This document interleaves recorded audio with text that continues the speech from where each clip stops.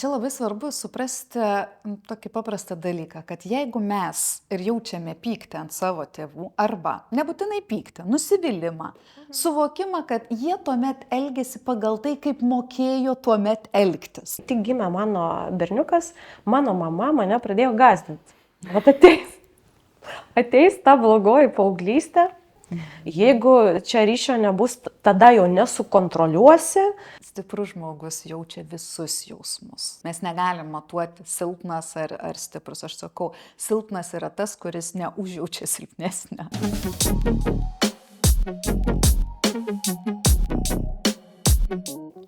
Šiandien turėsiu pokalbį su Jūrate Bortkevičiene, kuri yra psichologė, turi savo verslą ir konsultuoja tėvelius bei pedagogus vaikų auklėjimo klausimais. Todėl prisipažinsiu atvirai, kad turiu ir savo asmeninį interesą išklausinėti visokiausių įdomių dalykų apie tai, kaipgi būti ta gera mama ir kaip galbūt atleisti savo tėvams per tą prizmę. Ir aišku, labai tikiuosi, kad atskleisi, kaipgi formuojasi vaikai, kodėl taip svarbu žiūrėti tą vaikystę ir kodėl ir kaip tai įtakoja suaugusią žmogų. Jūrate, sakyk atvirai, kodėl psichologai taip mėgsta kapstytis praeityje? Nebūtinai visi psichologai mėgsta kapstytis praeitie. Labai dažnai mes žiūrim ir į dabartį, kaip tu dabar jautiesi.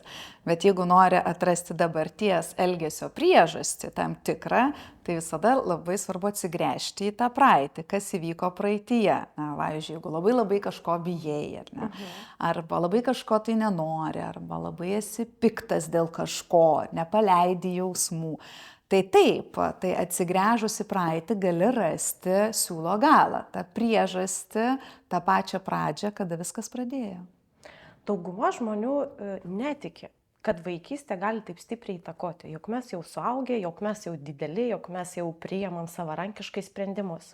Kaip tu manai, kiek stipriai vaikystė atsiliepia suaugusio žmogaus gyvenimui? Priklausomai nuo sąmoningumo. Taip, ir iš vienos pusės yra teisūs žmonės sakydami, kad vaikystė yra vaikystė ir mes esam suaugę. Jeigu mes kaip suaugę sugebam ir mąstyti kaip suaugę, sugebam priimti atsakomybę, jeigu mes pasakom, taip, aš turėjau išgyvenimų vaikystėje, taip, aš buvau traumuotas, taip, mano tėvai nesielgė tinkamai, prieš mane buvo smurtaujama, aš turėjau fizinį smurtą, aš turėjau psichologinį smurtą, bet aš paleidžiu.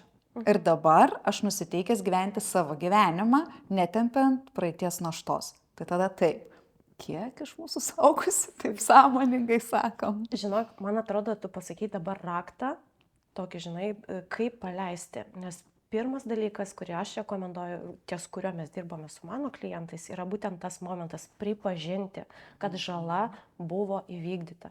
Nes aš pagrindę dirbu su žmonėm, kurie nemoka atpažinti savo emocijų ir dėl to persivalgo ar kažkaip kitaip destruktyviai elgiasi. Ir pastebiu, kad dauguma žmonių tiesiog gina savo tėvus. Jie tarsi atsistoja į jų pusę ir toliau tiesiogiai arba labai paslėptai kritikuoja save patį vaikystėje. Ir kol va šitas dalykas, man atrodo, nebus nutrauktas, to tas išgijimas tikrasis tiesiog negali ateiti. Ar aš teisi? Taip.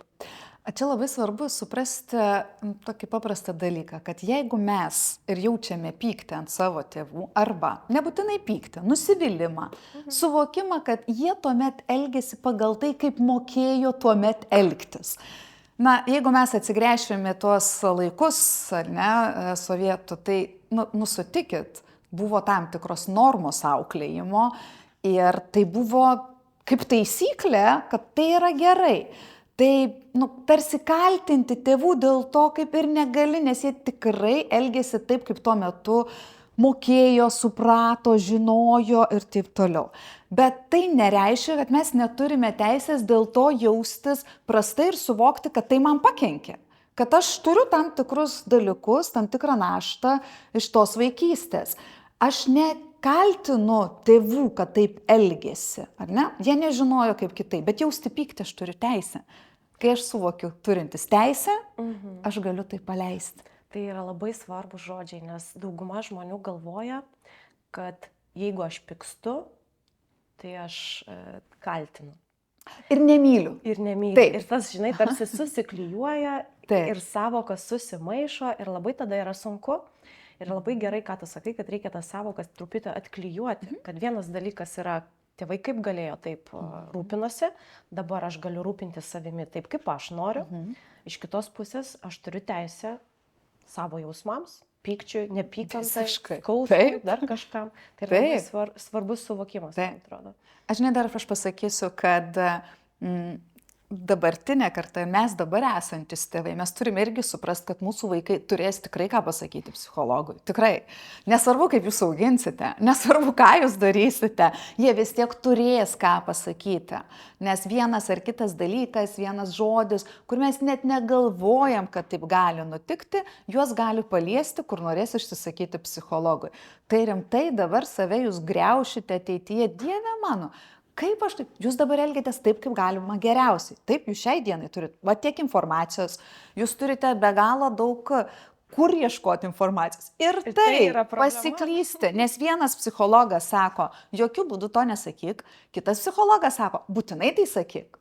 Ką man daryti? Vienas sako, nemėgok su savo vaiku, kitas sako, mėgok su savo vaiku. Vienas sako, ruošk namų darbus su savo vaiku, kitas neruošk namų darbus su savo vaiku.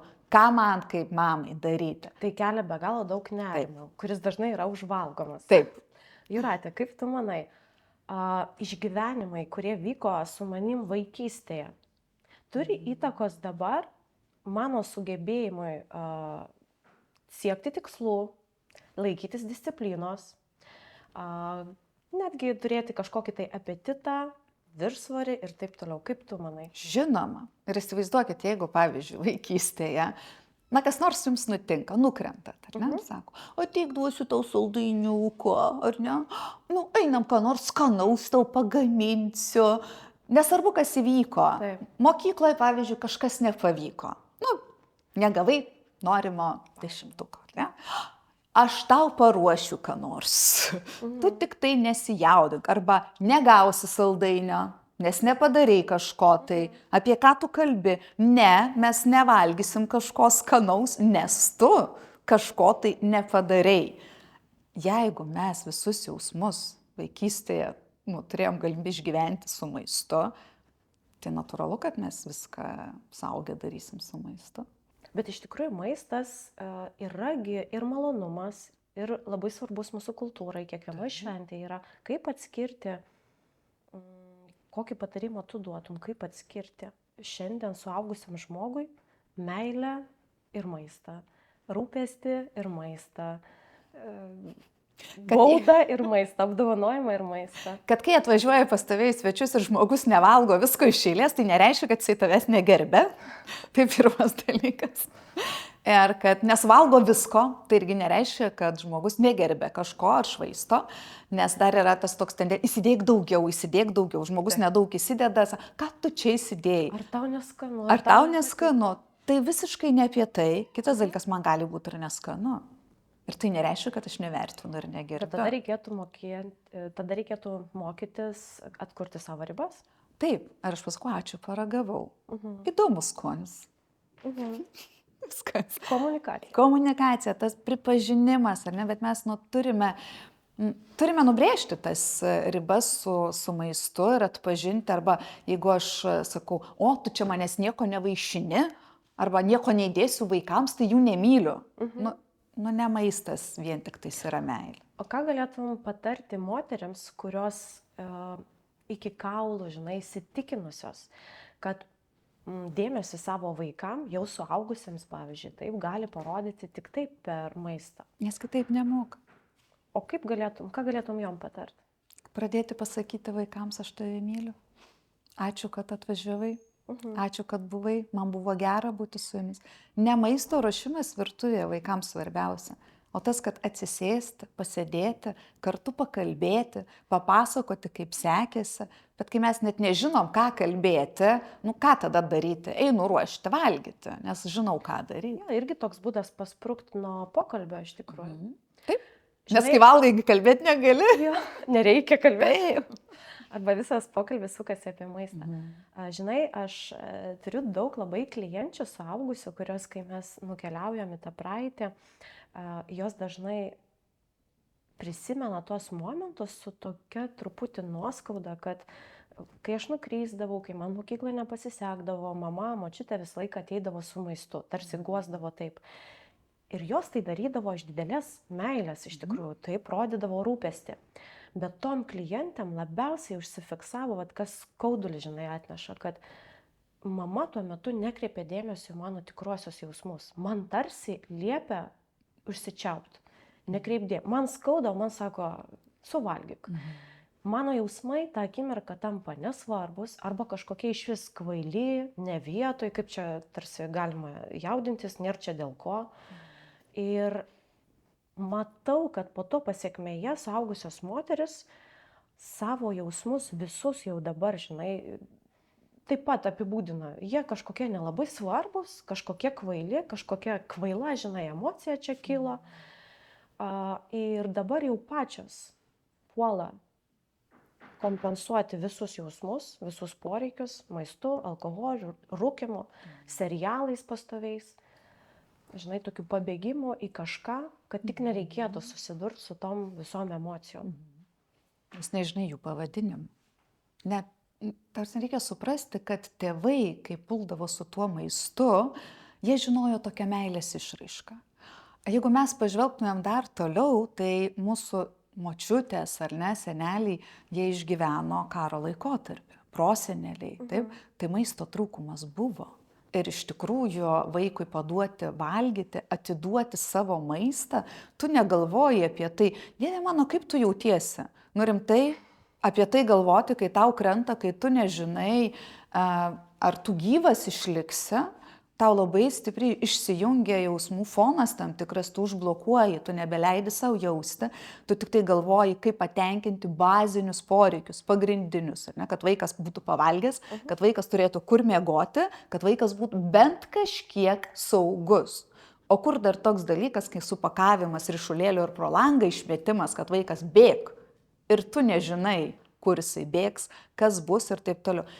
Tai mūsų protėviai, ar ne, net tokia didelė karta gyveno labai didelę baimės laikotarpį. Tai natūralu, kad jie jausmus buvo užblokavę, kad mūsų tėvai dar tikrai negalėjo gauti tos sąmoningos meilės, tos su jausmais pilnais ir ta meilė buvo išreiškiama per bazinius poreikius. Bet ir tai buvo didžiausia meilės Taip, apraiška. būtent. Ir tai nereikia suvokti, kad tėvams nerūpėjo, jiems rūpėjo, kad vaikui skauda, jiems rūpėjo, jie nežinojo, kaip tai įvardinti, jie nežinojo žodžių, elementarių žodžių nežinojo. Ta spektrą, kurį mes dabar turime emocijų pavadinimuose, nu patikėkit, jūs paprašykite, nežinau, 40, nesvarbu kokią amžiaus žmogaus, paprašykite įvardinti, kiek jisai įvardins žinomų emocijų. Aš žinau, kad aš tau daugiau pasakysiu, ašgi pastoviai dirbu su emocijom ir dažniausiai tai yra pagrindinis klausimas, ką jaučiate, kaip jaučiatės, žmogus negali atsakyti. Gerai. Tiesiog Normaliai. tyli. Taip. Va tas atsakymas. Ir tai iš tikrųjų yra baisu, nes dauguma dar turėjau neseniai klientą vyrą, gal moteris truputį kitaip, kuris pasakė, bet taigi jausmai yra silpnybė. Ką tu apie tai galvoji? Jausmai yra silpnybė? Ne. Stiprus žmogus jaučia visus jausmus. Apskritai, mes negalim matuoti silpnas ar stiprus. Aš sakau, silpnas yra tas, kuris neužjaučia silpnesnę, arba silpnas yra tas, kuris žemina kitą. Silpnas tas, kuris nerodo savo jausmų, nes bijo. Taip. Tai čia yra silpnybė, yra stiprybė parodyti savo jausmus, yra stiprybė net bijant daryti ir veikti. Tai vat, kai mes pradedam suprasti, kad visi jausmai yra geri. Aš vakar turėjau irgi mokymus ir viena iš užduočių buvo, kad parašykite daug emocijų ir sakau, dabar suskirstykite, kurios yra geros, kurios yra blogos. Užduotis. Skirstosi juose, čia geros, čia blogos, komentuoja, sako, mes kaip tik ir surašėm blogų emocijų ir gerų. Ir aš šipsausi. Ir sakau, bloga, netinkamai atlikta užduotis, kavos neisim. Ir juokauju. Nėra blogų ir gerų jausmų. Nėra. Jie visi yra mūsų. Ir mes juos visus turim leisti savo jausti, nes jeigu mes sako, blogas jausmas yra pyktis, tai ką tu darai? Tu turi jo nejausti. Blogas jausmas yra pavydas, blogas jausmas įsižeidimas, nuoskauda. Čia blogas. Ar slėpk, nerodyk. Tai ką aš darau slėpdamas? Tai užvalgysiu. Kažkaip turiu kažkur įkišti. Nu, arba šiaip dar ką nors padarysiu, išgersiu, parūkysiu, taip. ką aš jausti. Visa psichosomatika, ne, tai yra psichologinių procesų poveikis mūsų fiziologiniai sveikatai iš tikrųjų. Ir tai yra ir elgesio formavimas, ir kažkokių tai lygų, žinai, kai visai žmogus nesupranta net ką jaučia, bet kažkur ta emocija turi išeiti. Man labai patinka tas išsireiškimas, kad emocijos, netgi tos blogos, yra Nepatogios, va taip Nepatogios. sakykime. Nepatogios, jos nėra blogos. Jos yra, jos yra labai pageidautinos. Tam tikrose situacijose dar įsivaizduok, jeigu tu susiduri su kažkokiu, nu nežinau, atbėga į tave didelis laukinis šuo ir tu nejauti baimės. Tai ką tu darysi? Labas, šuniuk. ir liksi. Nu, tai laba diena. Tai jos yra labai reikalingos. Tai vat man patinka labai tas išsireiškimas, kad mūsų visos emocijos yra ne apie mus. Jos neapibūdina mūsų, kad aš jeigu pykstu, tai aš pikta moteris. Arba jeigu aš pavydžiu, tai aš pavydi moteris. Tai yra labiau apie tai, tos emocijos yra man, ne apie mane, o man, kad aš suprasčiau, žinai, kas vyksta aplink mane, kokius aš turiu poreikius, kur aš noriu judėti, kur man nepatinka judėti. Ir atrodo, kad jeigu žmogus leistų savo, taip, žinai, pasinert, atsistot tiesiai, pažiūrėti akis į akį savo emocijom, tai gyvenimas kur kas palengvėtų, bet gal gali papasakot tą bet, nes tas kelias iki to, kai aš turiu jau savo ribas, kur galiu drąsiai pareikšti apie savo poreikius, kur tos poreikius nekompensuoju maistu, ta atkarpa nėra lengva. Ir žinai kodėl? Nes mes bijom kitų reakcijos. Mes labai mandri sakyti, išreikš savo jausmus. Ir tikrai yra išreiškimi. Ir žiūrėkit, atsistoja vaikas ir sako, aš piktas. Nu ko tu čia dabar pyksti? Nu ko? Man neskanu. Nu labą dieną, nu išsidirbinėji. O aš tiek stengiausi. Man nemalonu, kai tu sakai. O Dieve, kokie mes jautrus. Aš jums nereikalinga, čia iš paskutinėse, aš jums nereikalinga, aš tai išeisiu naktį į mišką. Prašom. Tai nėra apie tai, kad mes kartais norime išsakyti, mes išsakome savo jausmus. Ir tikrai jau dabar daugelis stengiasi pasakyti tuos jausmus. Bet kai tu susiduri iš aplinkos, kad tu neturi teisės jausti tai, ką tu jauti, nu ką tu darai? Tu jautiesi, kad tais vis tiek niekas negirdi, tu esi nuvertinamas. Tai čia labai svarbu dirbti ne tik tai su savo pasakymų jausmų, bet ir kitų žmonių jausmų priėmimu. Jie neprivalo reaguoti taip, kaip tu savo galvoje susigalvoji. Taip, būtent, ar ne, kad mes neturime kurti lūkesčių, kad aš dabar pasakysiu, kad aš esu piktas ir kitas sakys, oi, nu papasako, kas nutiko, ne? Arba man liūdna ir sakys, nu paliūdėk, ar ne? Arba žiauriai pavydžiu, nu ir ko tu čia pavydi? Mes neturim kurti lūkesčio, kaip kitas sureaguos. Mes turime tik savo pasakyti, aš einu šitą etapą, aš pasakau, bet kai kitas žmogus man pasakys, aš irgi turiu save sustabdyti ir savo pasakyti, o kaip aš girdžiu kitą žmogų, o kaip aš reaguoju į kitą žmogų. O gal gali pasidalinti tada patarimu, kaip šitoj vietoj nepajausti nuoskaudų? Pajauskit, leiskit savo jausti ir sakykit, nu taip, man buvo liūdna, kad manęs neišgirdo. Ir tiek, man buvo liūdna, nu nemalonu buvo, leiskit pajausti. Tai nėra blogai suprasti, kad man nepatiko ta reakcija, bet tada savo sakyti, bet tai apie mane, ne apie tą žmogų. Tas žmogus pasielgia tiesiog nežinodamas, kaip aš galiu jam pasakyti ir duoti patarimą, ypatingai jeigu mes esam artimuose santykiuose, ne, ar ten mamai sako, man, žinai, buvo labai nemalonu ir tas, nu jau čia dabar dar krapštykis po tą savo praeitį ir vaikystę, kaip mokėjau, taip auklėjau. Bet aš galiu rimti kaip suaugęs žmogus ir pasakyti, mam, aš dabar noriu tik tavo apkabinim. Man nereikia jokių pamokslų. Arba man nereikia, kad tu sakytum, kad aš kažką turiu padaryti. Tiesiog, jei gali, palaikyk mane už rankos, apsikabink mane, palaikyk arba pasakyk, kad mane myli. Tiesiog išklausyk galų gale. Viskas. Kokiame amžiuje, kokie deficitai pas mus formuojasi? Nu, sakykime, jeigu mes kalbam apie išvaizdą, ar ne, tai pats didžiausias deficitas formuojasi paauglystėje. Tai jau kai prasideda būtent kūno reformos, ar ne, keičiasi kūnas. Ir dabar įsivaizduokite, jeigu aš esu 12, 11, dabar netgi 10 metų jau paauglystė, tikrai prasidedanti ta ankstyvoji. Ir aš matau savo mamą ar tėtį, kuris vis nepatenkintas savimi. Visų pirma, vaiko savęs suvokimas pradeda formuotis nuo to, kaip jis mato, kaip aplinkiniai priima save. Ir jeigu aš atsistoju savo, sakau, Dieve mano, kiek raukšliuoja, nu čia jau... Čia per leškos. Bet ten niekur neeisiu, neturiu, žinai, netaip atrodo. Neturiu ką apsirengti, tragiškai atrodo. Nes aš čia stora ir ten pinigų man gaila. Taip, taip. Formuojasi visas suvokimas, taip, kaip turėtų elgtis moteris ir vyras, nes mano tėvai taip elgėsi. Mano tėvai savo taip leidžia. Tu negalvoji apie tai, kad tavo tėvai, nes paauglystėje tu šiaip nenori galvoti apie savo tėvus, nes yra labai svarbu atsiskirti nuo tų tėvų. Ir tu galvoji, kad šiaip jie nelabai teisūs daug kur, bet tai yra nesąmoningas dalykas. Tai veikia iš pasąmonės. Jūs dar jeigu kokia draugė prisideda ir pradeda aiškinti ir pasakoti, kaip kas turi atrodyti, pridėkime mūsų visuomenės nuostatas, fotografijas, pasižiūrėkit, kokios yra nuotraukos apie moteris. Vat realiai, pardavimuose. Seksualios labai, atviros ir... Viską, ką turiu.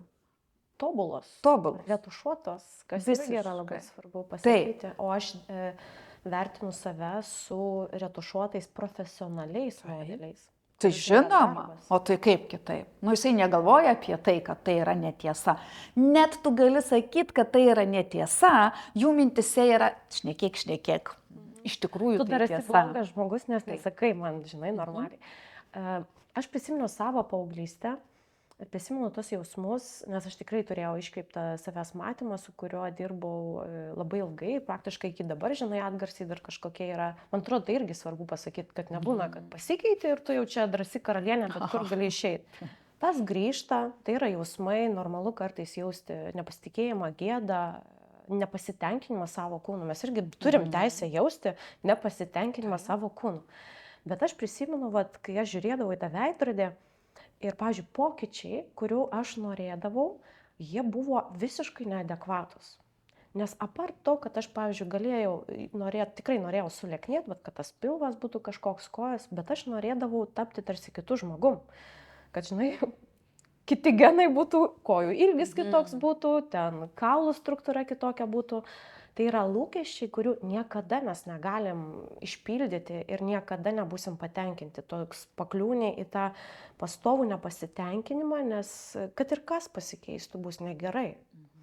Ir tas požiūris, aš labai gerai prisimenu, kad aš irgi savo, po to jau, kai buvau vyresnė, 18-20, kai jau darbą turėjau, kad nepirkdavau savo drabužį su ta pačia mintim. Nu, kai jau užsitarnausiu, kai atrodysi tinkamai, tada ir pirksi, žinai. Ir taip praeidavo daugybė visokiausių vakarėlių, susitikimų praleistų, pasimatymų praleistų ir taip toliau. Kaip manai, ar įtakoja tik tai, kaip mano mama elgėsi su savim, kaip mano tėtis elgėsi su mano mama, pavyzdžiui? Ar yra dar kažkas? Kodėl man arba kitom moteriam susiformuoja toks požiūris į save?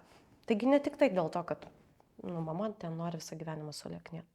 Tas prisideda, bet užtenka, kad, nežinau, tėtis ypatingai, tėčiai turi labai didelę reikšmę savo dukrom, be galo. Kiekvienas tėtis turėtų... O mes tarsi tai ignoruojam. Truputį. Taip, nes prisigalvojam kažkokiu tai savo baubų galvose, kad jeigu aš sakysiu dukrai komplimentą, tai dar prigalvos, kad kažkas tai... Kad graži. Ne tik tai, kad graži, bet ir, tarsi tėtis neturi tokios, atvirkščiai tėtis turi sakyti komplimentą. Aš labai turiu daug klienčių, kurios, kai prisimenu paauglystę, tai ir kai mes prieinam to taško, o kas būtų, jeigu tu savo atleistum? Ir jos įsivaizduoja, kad jeigu jos sakys savo komplimentus ir viską leis, tai jos taps kažkokios blogos, nežinau, neadekvačios, savimilos, egoistės, paleistuvės, aš nežinau, ten viskas, kas tik nori. Ir atrodo, tai irgi tas nuo tų tėčių, žinai, kurie geriau aš komplimento nepasakysiu. O dar pasakysiu, kaip tu atrodai. Taip. Nu, kad su realybė Taip, susidurtų. taip, pažiūrėk, kur tu eisi su tokiu sijonu. Koją savo pažiūrėk. Gal jau liaukis ėsti, gal valgyt pradėk. Tuoj tavo šikna nebetilps pro duris. Tokių istorijų be galo, be krašto Taip, daug. tai vat ir užtenka vieno tokios frazės. Ar negana tau valgyti? Turėsi problemų. Turėsi problemų. Berniukai nemylės. Aha, va tarsi dėl berniukų meilės mes turime gerai atrodyti, ar ne? Arba kitas formuojasi, kad berniukai myli tik tai už Taip, išvaizdą. būtent. Manęs visos mylėti negali. Ne. Nei už protą, nei už charakterį, nei už kažkokias, žinai, savybės. Mhm. Ir man atrodo, va, tas va, darbas, kurį po to reikia atlikti su savim, tai va, grąžinti savo visą tą savivertę, kuri buvo išbarstyta per tokias frazes. Mhm. Taip, nes jeigu mes iš tėčio nesulaukiam ar ne vat, palaikymo mes tada reaguojame į aplinkinių pasakymus. Tada užtenka, kad bet kuris kitas berniukas pasakys klišakoja. Ir viskas. Nors gali Ir aš būti, kad tam patikėsiu. berniukui tu labai patinki ir jisai nedekvačiai elgesi ir šneka nesąmonės, bet jisai tai pasako. Bet kokį net ne komplimentą, pasakymą dėl išvaizdos. Nu nesvarbu, jisai gali pasakyti, nu ir plaukai. Ir tai bus komplimentas. Mergaitai gali nebūti komplimentas, jeigu ji nesulaukia komplimento iš savo tėčio. Bet jeigu tėtis mylės ir dievins jos plaukus, ar ne, vat kaip, o tu ryžo, taip? Bet tėtis visą Kokia laiką ugnis. džiaugsis, ar ne, kad sakys, tėve, kokie gražus tavo plaukai, aš dievinu tavo plaukus. Jinai į tą pasakymą ryžą, sakys taip. Ir jinai Jo. didžiuosis tais ryžais Jinai plaukais. tarsi bus atspari. Ji priims tai kaip komplimentą, jei tai nebus tragedija. Ar ne? Aš labai dažnai galvodavau, kodėl aš paauglystėje į tam tikrus patyčias nereaguodavau. Nereaguodavau į garbanuotus plaukus, kad visi sakydavo, ten garbanė, ten dar kažką. Aš laiką sakydavau, taip, nes mano tėtis žavėjosi mano plaukais. Tas pats būdavo ačkarikė, nu, ten akiniuotė, ar ne, tas pavadinimas. Man tai buvo pasididžiavimas, sakydavau, taip, nu, nes protingi žmonės akinius nešioja. Nes tėtis mane taip vadino, mano protinguolė, ar ne? Ten, va, tu akinukus sudėsi daugiau, galėsi matyti, daugiau pamatyti. Ir man tai sustiprino, tą pasitikėjimą mane buvo sunku sužaloti tam tikrose dalykuose. Kitose gal lengviau buvo, ar ne? Bet va čia, va, kai mes suprantame, ypatingai va čia tas tėčiai, mamos tiek nepadarys savo dukrom, mamos indėlį padarys savo sūnums. Taip, tai va, kai sūnums mama sakys komplimentus. Taip, nu, mamas dažniau dar sūnum ir pasako, šiaip jie. Dėl to, kai kurie išauga, šiaip labai faini. Tai kartais, nu, perauga į kitus dalykus, ar ne, kai jau mes ten irgi sureikšminam, tu pats gražiausias, visas mergaitės eis dėl tavęs iš proto, širdžių ėdikas, paskui stebimės, ar ne, širdis ėda, širdis daužo, ar čia aš gražiausias, nuostabiausias, ar kaip tu manęs gali nemylėti tokio viso faino. Taip, nu, tai turim, nu, tas ribas irgi tokias atkreipti dėmesį. O. Bet žiūrėk, pas mane yra daugybė klienčių, kurios buvo labai mylimos tėvų, labai rūpestingi buvo tėvai. Labai, atrodo, žinai, iš visų pusių šokinėja aplink ir jos vis tiek turi emocinį valgymą, jos turi antsvorį. Ir kartais man atrodo, kad pernelyg daug meilės ir rūpesčio kontrolės irgi atveda prie kažkokių tai nelabai gerų pasiekmių.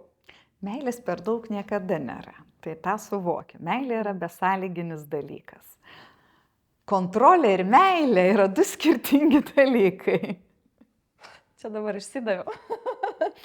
Nu va, kai mes nuolat kontroliuojam, kai mes stengiamės, kad mūsų vaikas išvengtų visų nepatogių jausmų, tai reiškia, kad susidūrus su bet kokia netinkama situacija, nepatogia situacija, nemalone, mokytojas pasakė pastabą.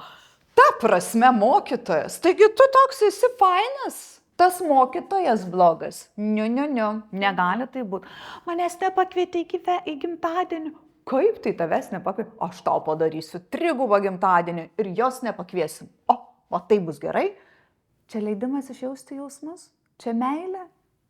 Ne. Iliuzija. Taip, čia meilės iliuzija, ne, kad aš bandau apsaugoti savo vaiką nuo visų nepatogių gyvenimiškų dalykų.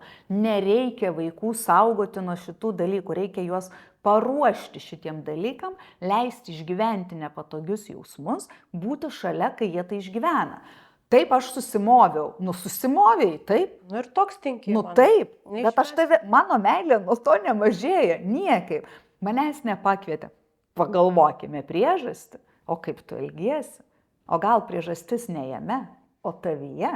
Pakalbėkime apie tai. Arba duok atgal, tu jam atsakyk ten. Su manim niekas nebendrauja. Kodėl? Kodėl su tavim niekas nebendrauja? Aš tau surasiu draugų, ką mes darom. Ne, bet mano vaikas irgi gali elgtis ne visada adekvačiai ir tinkamai. Bet kai vaikas tai pradeda irgi suprasti, išgyventi vaikystėje ir paauglystėje, tai suaugusiam jam bus lengviau. Nereikės užvalgyti visko ir bėgti nuo jausmų. Nes ką tėvai su tuo perdėtų rūpesčiu daro? Tai užgobia, užliuliuoja ir prikiša kažko, kad tu nejaustum. Užblokuoji jaus. Juk mes negalim užblokuoti vieno jausmo, tiesa? Jeigu užblokuojam, tai visus iš karto, vienu mygtuku visus. Mums atrodo, kad šitas jausmas man nepatinka, tai šitą išjungsiu, šitą pritildysiu ir tada, žinai, apie pyktį, apie tą pačią konsultaciją, kuri man vis sukasi galvoje, apie paauglės mamą, kuri sako, jaučiu pyktį, susierzinimą dėl to, kad nesusitvarkau su ją. Ir iš pokalbio aš suprantu, kad jinai labiau savęs nepriima, negu čia nėra tas, žinai, klausimas tame, bet kai mes pradėjom kalbėti apie tą pyktį, norėjau labai parodyti, kad jos pyktis, ta pati agresija, žinai, tai yra ir apie ribas, ir apie galimybę išeiti iš situacijos, kurioje tai nepatinka, apie energiją kažką pakeisti, apie tą patį seksualumą, apie naujų tikslų kažkokių statymą, paimti, ką aš noriu, žinai, apsireikšti, savirealizaciją. Tai už viską tai galima sakyti, kažkuria prasme atsakingas yra pyktis. Jis padeda mums prasimušti šitose vietose, žinai, jeigu galima tai būtų. Tai yra energija, kuri užveda tokiems pokyčiams, žinai. Pyktis tikrai yra labai labai stiprus jausmas su labai stipria energija. Mes labai dažnai pyktį iššvaistom neapykantai. Kerštui. Vietoj to, kad mes iš tikrųjų tą energiją nukreiptumėm, kaip tu sakai, savirealizacijai, tikslo siekimui, pastatymui, pakeitimui, pokyčiui. Pyktis ir kyla, nes man nepatinka situacija. Taip, tai ir įsivaizduok, jeigu aš savo tą pyktį blokuoju, nes tikiu, kad geros mergaitės nepyksta, tobulos mamos iš vis ten neturi teisės. Tobulų mamų vaikai nepyksta, neina į tualetą, neraugia jie, ne. Tai tada man atrodo, kad aš savo padedu, nes aš tapsiu geresnė mama, aš nesusierzinsiu dėl savo vaiko, bet aš tarsi atjungiu galimybę daryti visus tos dalykus. Statyti ribas, siekti tikslų, užkariauti pasaulį, aš nežinau, viską, kas... Jeigu nori. Viskas, kas man šausi galvą, ir aš galiu panaudoti. Aš irgi negaliu naudotis tą energiją, nes aš tiesiog užblokuoju, paslėpiu ir mano netgi atrodo visos gyvybinės jėgos eina tam, kad sustabdyti tą proveržį tų emocijų. Aš jau negyvenu, žinai, su žmonėmis pasaulyje, o gyvenu savo viduje ir viską ten, žinai, tramdau, laikau, kontroliuoju, bandau neišsivežti ir grebiuosi tik tai kažkokių tai, žinai, pašalinių. Tada kontroliuoju kitus. Taip, kitus kontroliuoju, grebiuosi maisto, bet ko, kad tik tai man padėtų tą iliuziją išlaikyti tos kontrolės.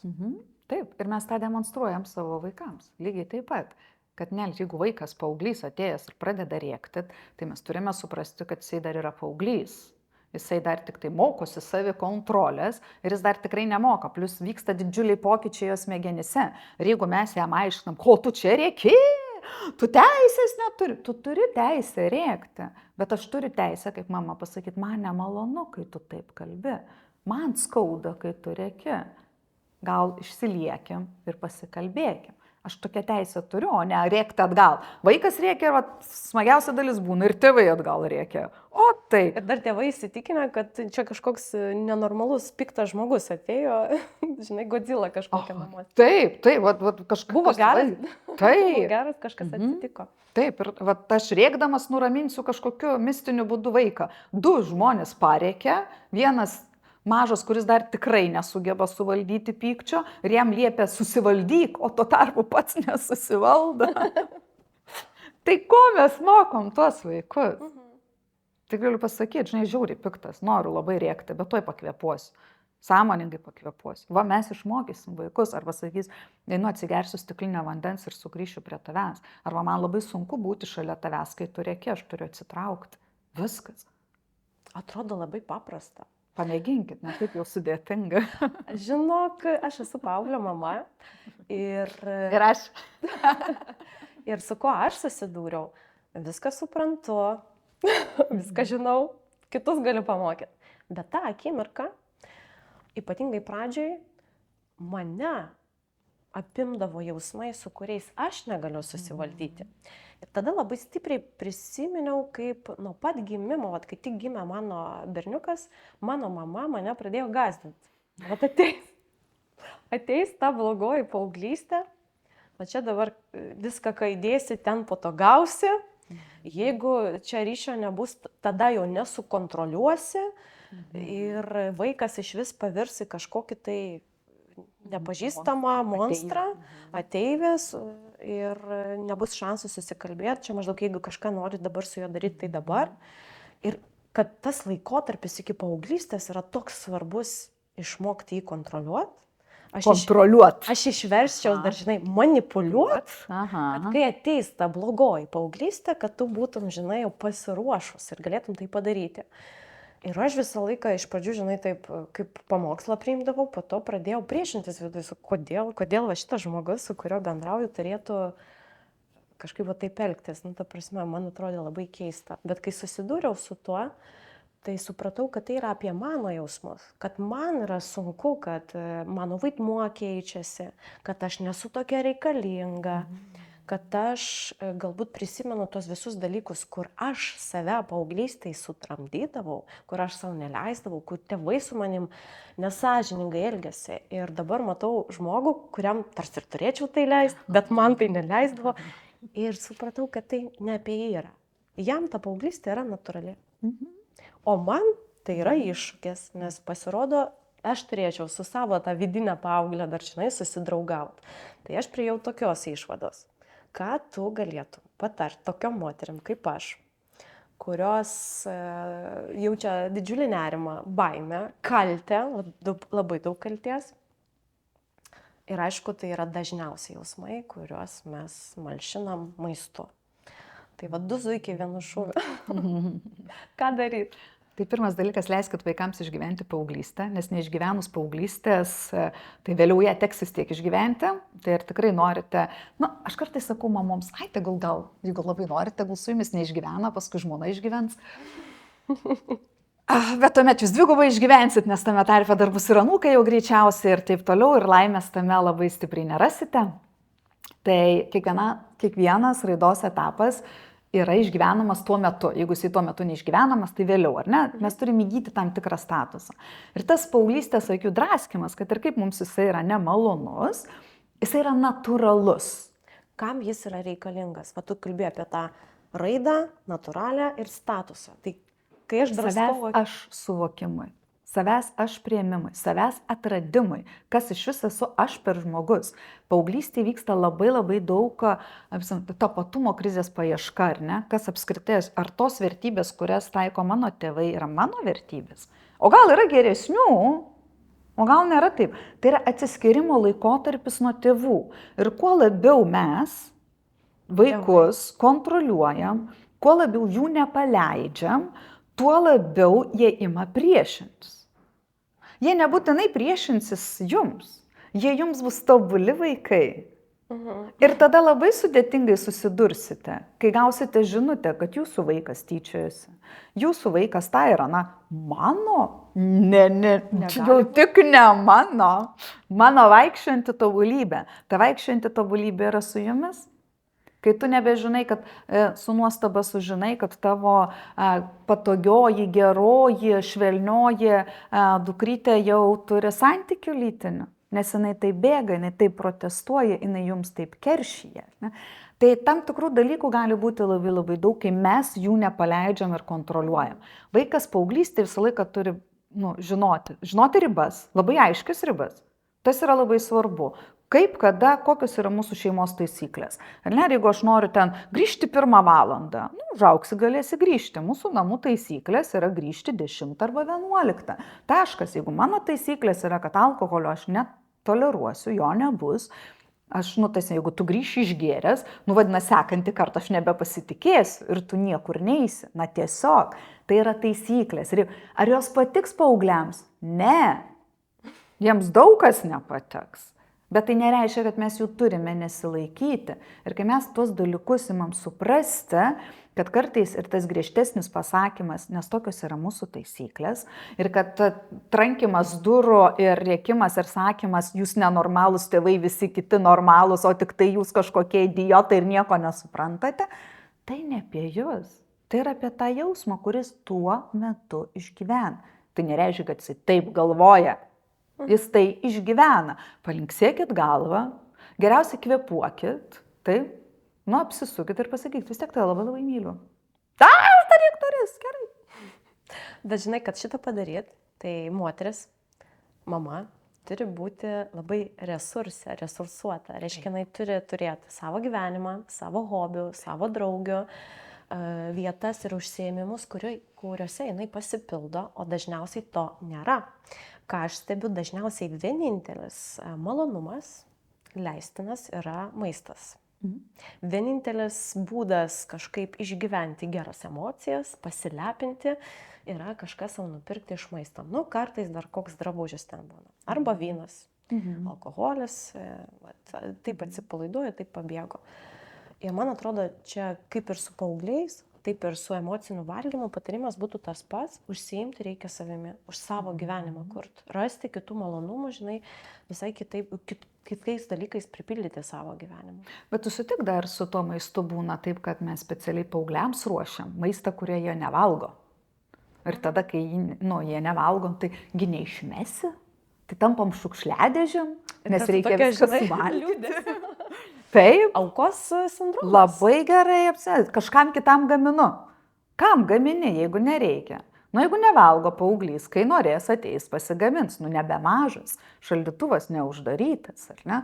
Arba sako, nesveika maistą valgo paaugliai. Nepirkit nesveiko maisto, valgys sveika. Kas bus šaldytuvė, tą valgys. Tai... tiesiog, kai sako, pasiema saldainių ir suvalgo, iš kur pasiema? Tegul nebūna jų, ar ne? Nupirkau anūkėliam saldainiukų, ar ne? Nereikia tiems anūkams saldainiukų. Tiesiog nereikia. Nes paskui tie saldainiukai vieną po kito pats vienas suvalgysiu. Palepinau. Mesgi kartais perkam kažką anūkams, vaikams, dėl to, kad norim patys tai daryti, tik tai kažkaip gėda yra pripažinti.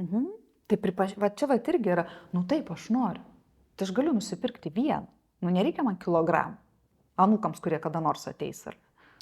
Žiūrėk, dar norėjau pakalbėti apie tai, kad dažnai su klientais, kai ateina su užklausa, negaliu prisiversti. Anksčiau viską darydavau, ten sportuodavau, viską žinau, apie dietą žinau, bet dabar atrodo atjungta visa energija, nemoku prisiversti, aš tinginys, neturiu valios, guliu ant sofos, daugiau nieko nedarau, nors žinau, ką daryti ir turiu 10 sporto planų, 10 dietų planų. Ir mano pastebėjimas, mes labai dažnai grįžtam būtent į paauglystės laikotarpį, kuriame buvo, žinai, labai griežtai atjungtos visa ta valia, žinai, nes žmonės valia, stipri valia, man atrodo, valia yra apie tai, kad aš darau, ką noriu.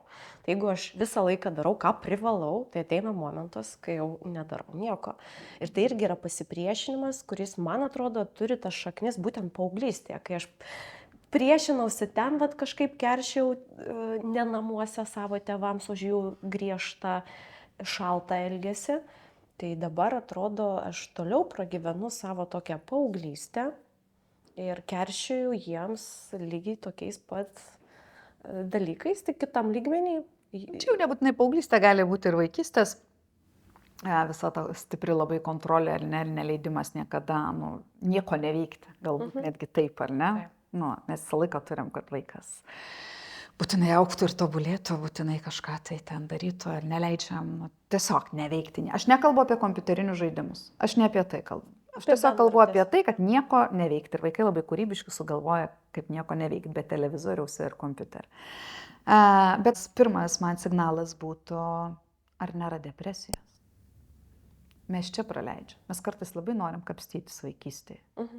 Bet tai gali būti tiesiog D vitamino trūkumas, B vitamino trūkumas, depresijos apraiškos. Ir kol šitų dalykų mes nepasižiūrim, mes galim kapstytis kiek nori. Mes net kapstytis neturim jėgų.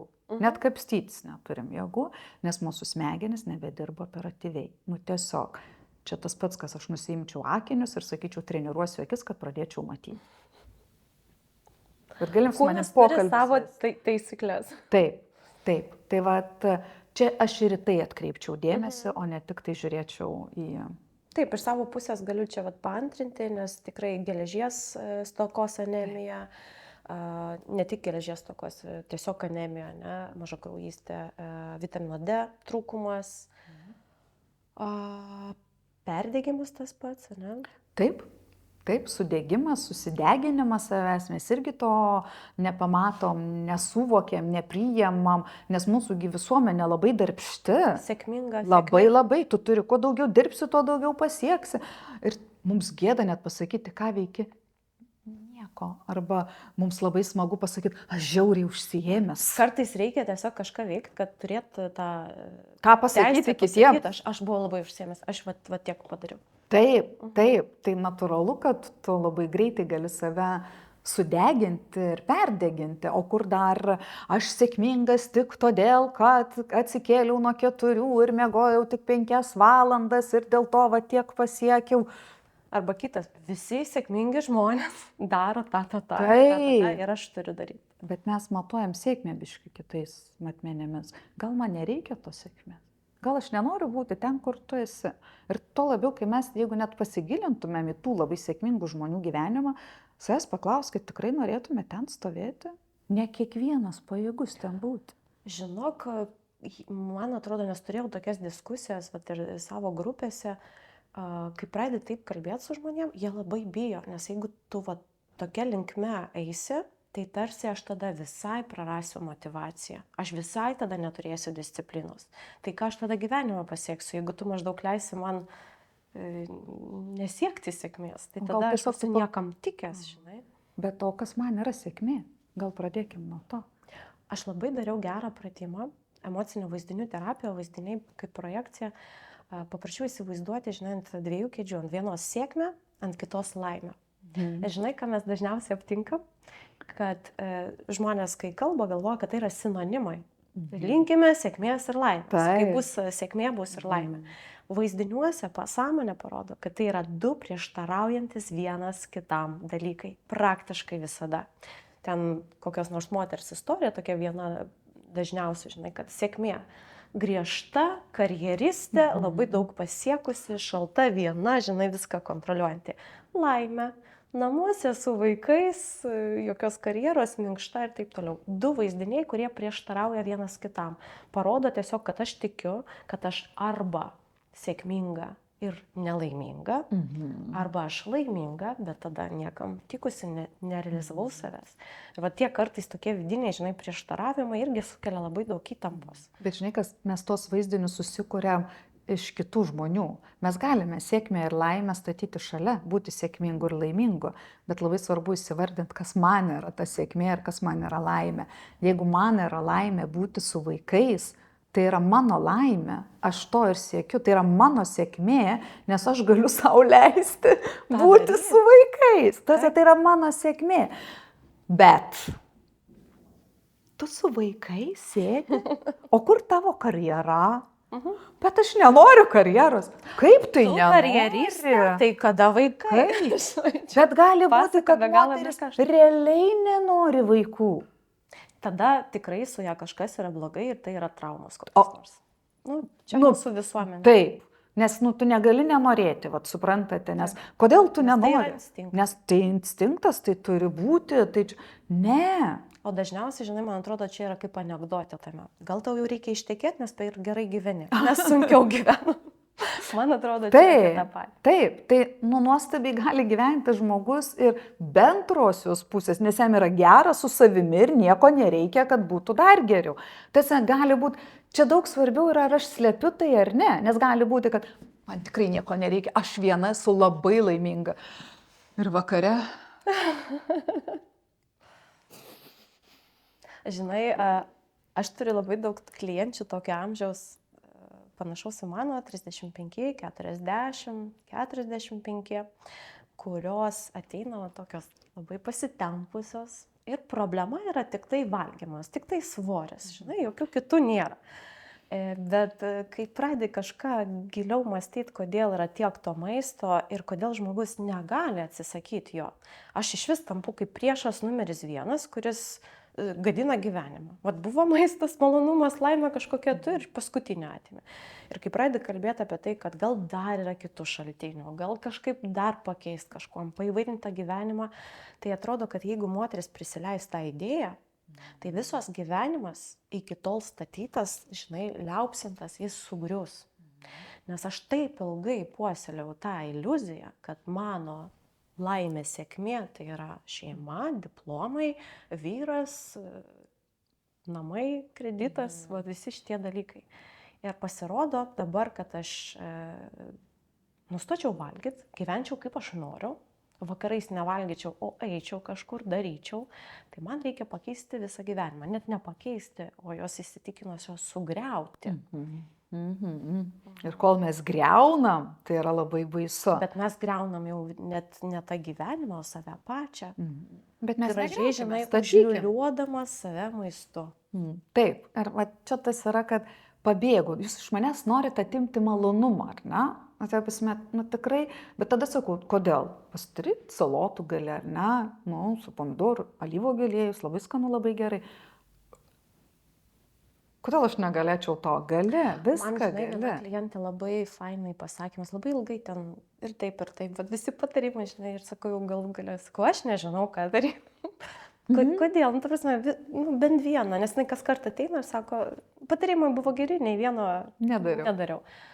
Jis sako, žinot ką? Ir taip jau supyko irgi sako, žinot ką? Nes aš visur darau, ką reikia daryti.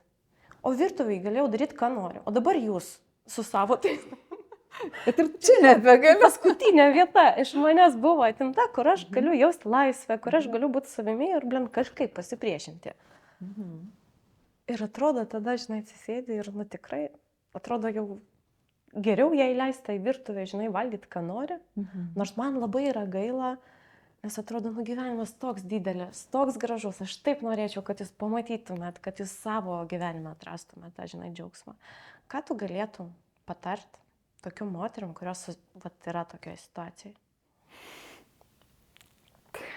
Na gal čia tas geras pasakymas, ne, pas mačią buvo, bent vienoj vietoj aš galiu daryti, ką noriu.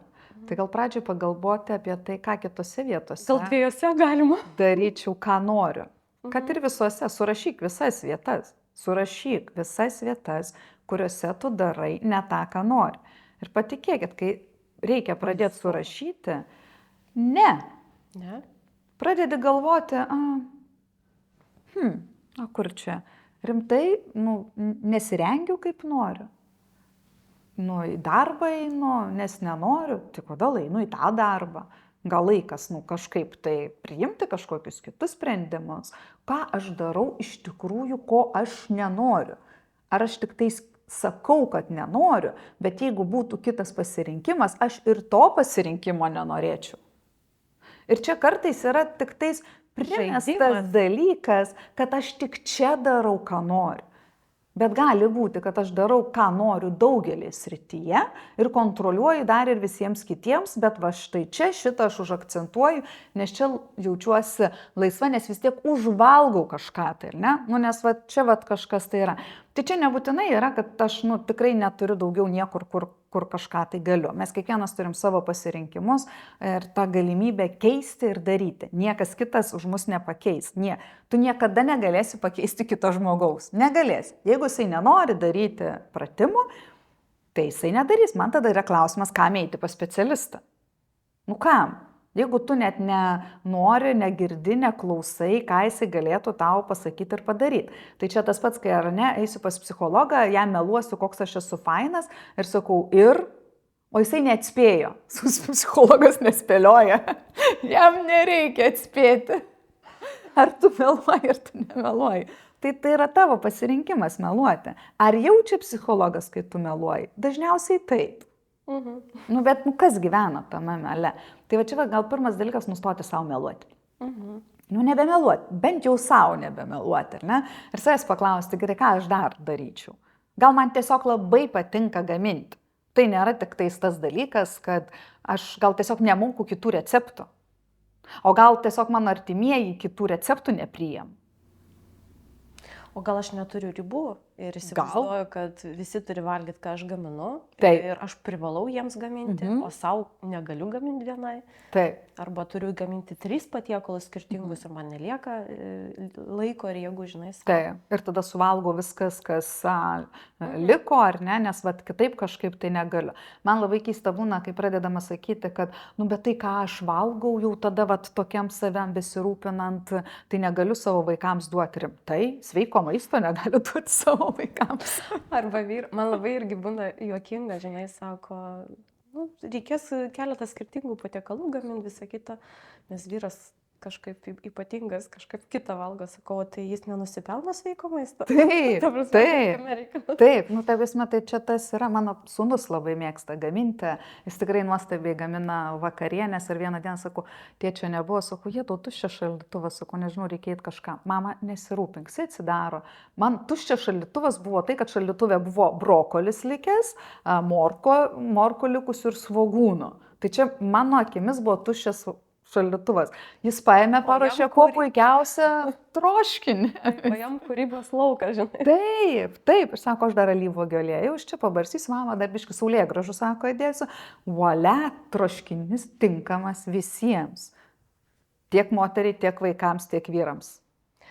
Klausyk, grįžkim dar prie tėvų ir paauglystės, nes viena iš tokių antsvorio psichosomatikos gaidelių yra tame, kad iš lojalumo mamai, iš lojalumo tėčiui ar močiutei kažkam ten mylimam, aš irgi gyvensiu sunkiai, aš noriu būti dalim šito šeimo, žinai, pas mus visi tokie buvo, kaip aš čia dabar elgsiuos kitaip, kaip aš čia dabar tokia būsiu savimylą, rūpinsiuos savim daugiau, kai mano mama, pavyzdžiui, taip sunkiai gyveno, taip, arba leisiu savo elgtis taip naglai, kaip mano mama tai kentėjo visą gyvenimą su tuo, žinai, kažkokiu nemylimu vyru ar dar kažką. O aš čia jau, žinai, skyrybos, kelionės, rūpinuosi savimi, kosmetologai ir taip toliau. Ir tame yra tarsi tokia, žinai, graži misija, tokia meilė ir puikūs santykiai su tėvais, žinai, tokia duoklė protėviams, bet iš tikrųjų labai daug kalties kažkokios netikros kalties prieš visus. Ir labai sunkių daug jausmų, kurie maskuojami tokiu, žinai. Čia man kiltų labiau gal klausimas, ar čia yra apskritai paauglystė, ar čia yra toksiški tėvai, kurie neleidžia tau būti ir suaugusiam laimingu. Kad tai ne mano mintis yra, kad mano tėvai kentėjo ir aš kentėsiu. Kad galbūt tai yra mano tėvų mintis iki šiol, kad nu ir ką tu draskysies, nu ir ką tu paskui viena, nu ir kaip tu paskui išgyvensi, nu ir ką tu dabar čia, nu ir žiūrėk, nu ir ką pragyvenau aš su tėvu, va nusiramino ant 80. Nu, ir pragyvenau. Ir pragyvenau, o kaip tu gyvenai? Nu tai pragyvenau, o ką tu galvoji, blogai gyvenau? O ką tu galvoji, turi būti visą laiką gerai? Taip, nebūna taip, visko gyvenime. Aš esu girdėjusi, sakė, o ką tu galvoji, kad darbas turi patiks? Tai va, čia va, nebūtinai yra paauglystė. Čia yra neišaugęs vaikas. Va, tai žinai, nes man atrodo, kad jeigu paauglystė praeitų gerai, nu, va, kaip turi praeiti, tai tikriausiai šito gal jau ir nebūtų. Ar tokie dalykai rodo, kad aš nepraėjau savo paauglystės?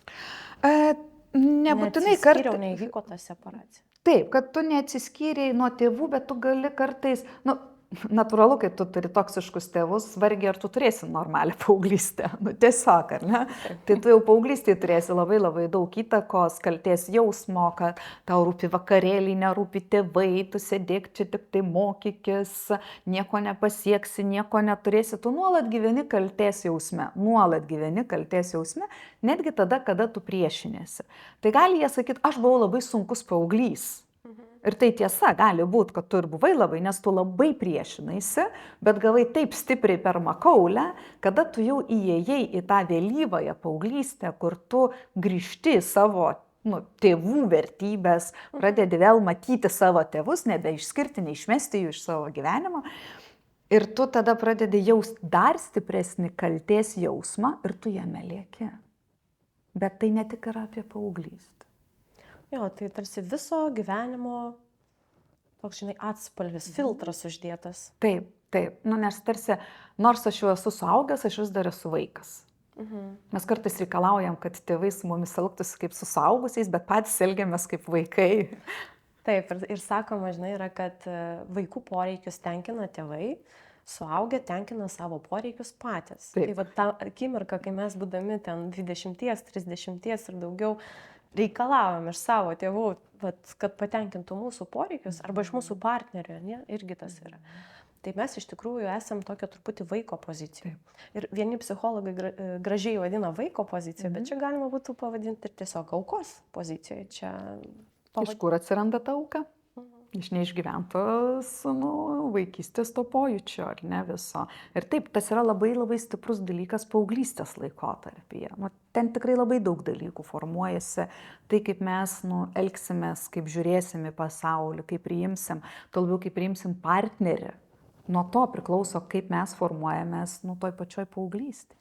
Tu truputį pradėjai kalbėti apie paauglystę ir pirmus lytinius santykius, ne, į pirmus tos įsimylėjimus, apie tai, kaip formuojasi mūsų seksualumas, požiūris į savo kūną, apie tai, ką mes sau leidžiam, ne, kiek mes sau leidžiam. Ir viena irgi iš psichosomatikų, būtent antsvorio, ne, yra tas svoris padeda maskuoti seksualumą, padeda išvengti to kontakto, tarsi jeigu aš turiu viršsvorį, jeigu mano formos yra paslėptos, tai šitoje vietoje aš esu apsaugota, niekas iš manęs, būsiu negeidžiama, jo niekas iš manęs nieko nenorės. Ir turiu tokią istoriją, kur įtaką labai didelę turėjo tėtis mergaitai, kai jinai formavosi ir iš pradžių ją labai gąsdindavo paauglystėje.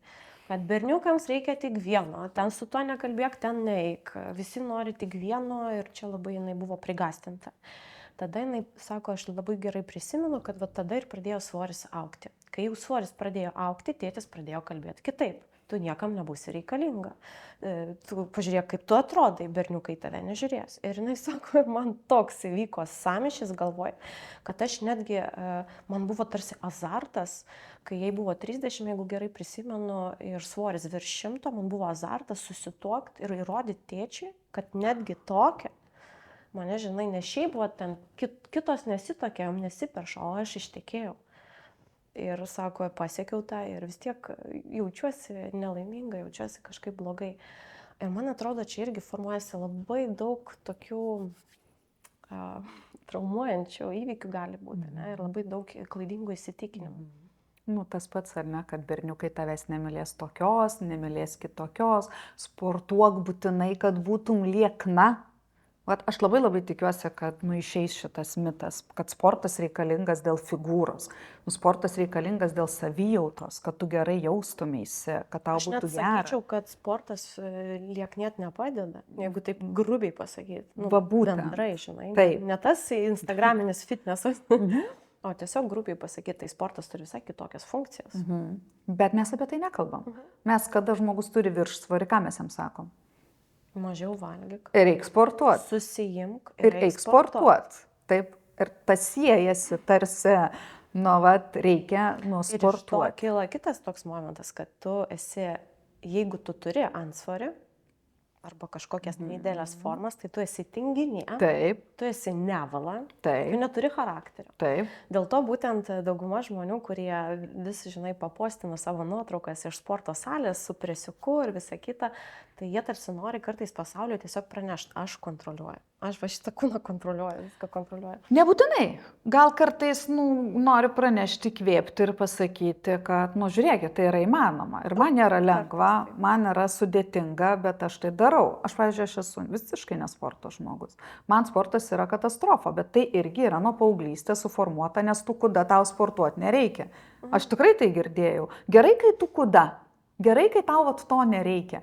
Ar man to reikėjo? Natūralu, kiekvienam žmogui tai reikia. Tai kai dabar aš suvokiu, kad čia nėra noriu, sukūsti, o dėl to, kad reikia, nes tai yra sveikatos tavo dalis, tavo būsenos dalis, tai tau pati man nepatinka sportuoti. Aš į savo pusę girdėjau kitus dar įsitikinimus. Pirmas tai buvo tas, nepradėk sportuoti, nes kai mesi, tai priauksi trigubai. Toks, žinai, iš karto aš būtinai turiu mesti ir tas, žinai, kažkoks keistas, tas žinutė labai keista.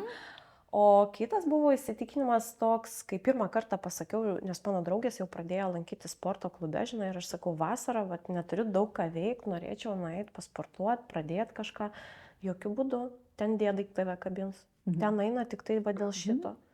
Žinai, ir aš galbūt labai ilgai, žinai, privengdavau. Iš esmės sukūriau savo sporto grupę, kur sportavo tik moteris. Tai man atrodo, čia irgi yra kažkas iš to, žinai. Taip, nes mes iš tikrųjų labai seksualizuojam, pridedam visus šitos dalykus ir paauglystėje tai labai stipriai paliečia. Labai, tas pats, ką tu valgai, ko tu nevalgai, ar ne, jeigu tau kiekvieną kartą ten leidžia ar kažko tai neleidžia, ar ne, kad jis sako, čia sveikas produktas, čia ir nuolat tu kartoji, kad tu čia jau nesveikas suvalgy. Aš kaip ir vaikams sakau, jeigu jūs kiekvieną dieną valgysit krevetės, jos irgi bus nebesveikos. Tiesiog salotas galit valgyti kiekvieną dieną, jos niekada nepakenks.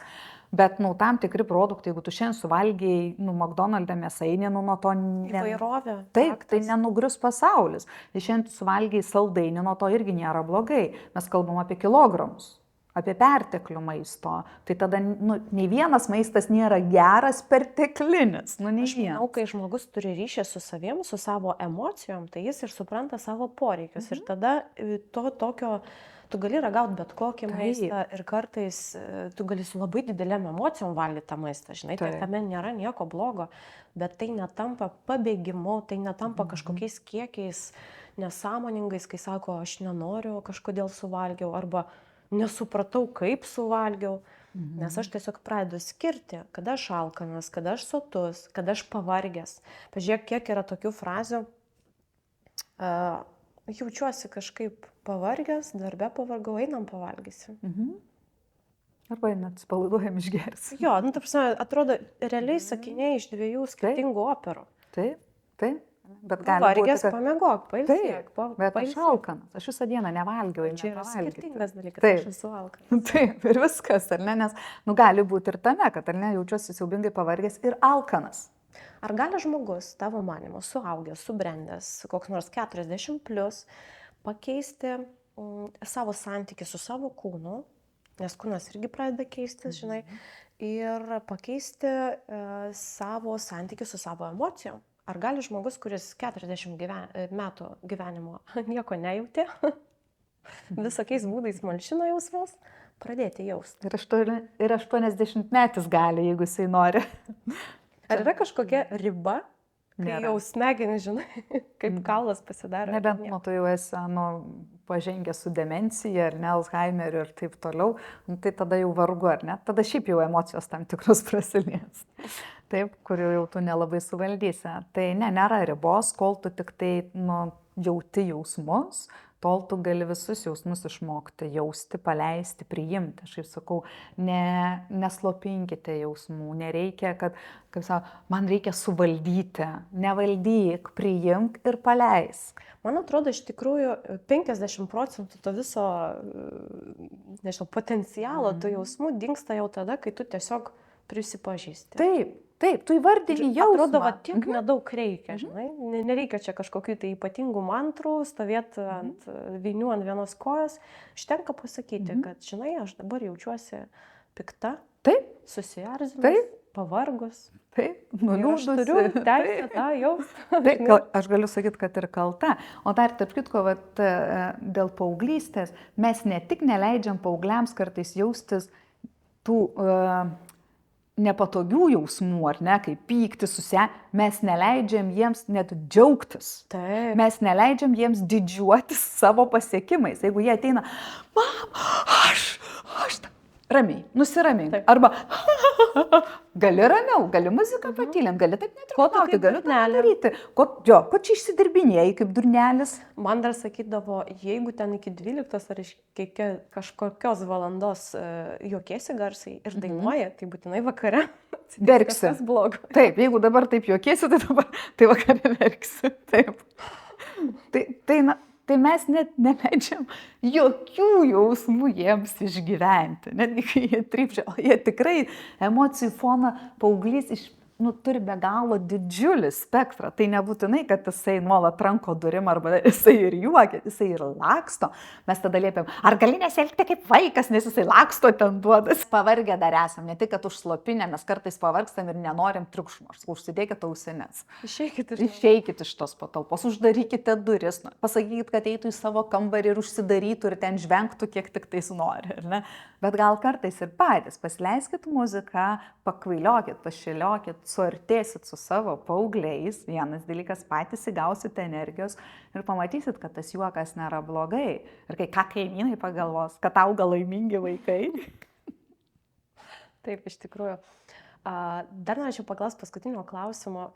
Kaip manai, ar žmogus suaugęs, subrendęs gali pats savarankiškai išspręsti savo vaikystės traumas, užgydyti jas, pakeisti įsitikinimus? Gali susitaisyti savo dantis? Aš tai žinau, kad aš pavyzdžiui, žinau, ir tai, žinai, čia ne iš karto buvo toks suvokimas atėjęs, kad blemba, aš labai gerai gyvenu ir labai save gerbiu, netgi čia ne apie meilę jau eina kalba, gerbiu ir myliu, nes aš galiu skirti savo lėšas, savo laiką ir netempiu, žinai, iki tragediškos situacijos, kur aš ten jau depresijai, o tiesiog skambinu savo psichologui ir sakau, klausykit, šitą reikia išspręsti, aš noriu tarsi, žinai, kaip higieną padaryti. Emocinė higiena, taip. Išvalai šiukšlės, išmeti, psichologas pabūna šiukšliadėžę, jisai paskui išsivalo. Bet, žinai, ne tik, kad šiukšliadėžė, bet jis padeda pamatyti situaciją kitom akim. Aš vis tiek, žinai, turiu tos savo akinius, per kuriuos, žinai, kad ir kokia būčiau sąmoninga, aš matau pasaulį savaip. Todėl aš tikiu iš vis, kad visi pokyčiai vyksta tik tai apsitrinant į kitą žmogų. Nesvarbu, tai yra psichologas, tiesiog draugė, mama, nepažįstamas, kuris kažką tau pasakys. Nes pats sėdėti, žinai, knygelę skaityti, tai gali, bet gali pokyčiai dažnai. Tikrai gali, tai gali būti didelė pradžia, tai gali būti labai didelis stimulas, tu gali pradėti labai daug analizuoti. Bet jeigu tu tik skaitysi knygutes ir nieko netaikysi, kas tose knygutėse parašyta, tai ne, tai tada sakysi, kad man knygos nepadeda. Tai čia yra ne apie tai.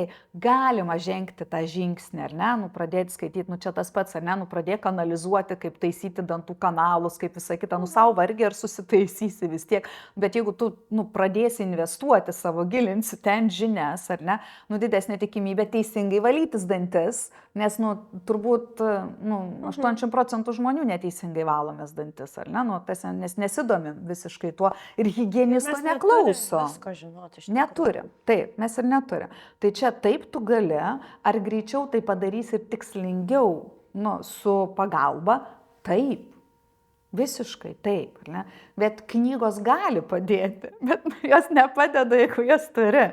Kaip ir vitaminai, jie nepadeda, jeigu stovi ant lentynos. Dar žinai, kadangi aš esu farmacininkė, tai apie vitaminus užkalbėjai, tai toks yra momentas, kad žmonės, kurie jaučia kažkokį trūkumą, to pačio vitamino D, geležies, jie jaučiasi prastai. Jie realiai jaučiasi prastai. Ir tada mes tikimės, kad jeigu aš nupirksiu vitaminus ir jas vartosiu, aš jausiuos kažkaip ypatingai gerai, bet ne, aš jausiuos normaliai. Taip. O čia yra labai svarbus momentas. Tai man atrodo, visi pokyčiai, nereikia laukti kažkokių tai euforijos, tiesiog bus normaliai. Ir pabaigai, kokį palinkėjimą duotum? Pati geriausia investicija gyvenime yra į save. Ačiū tau labai, kad investavai savo laiką, savo dėmesį skiriai man ir žiūrovams. Ačiū labai. Ačiū, kad kalbėjai apie tai.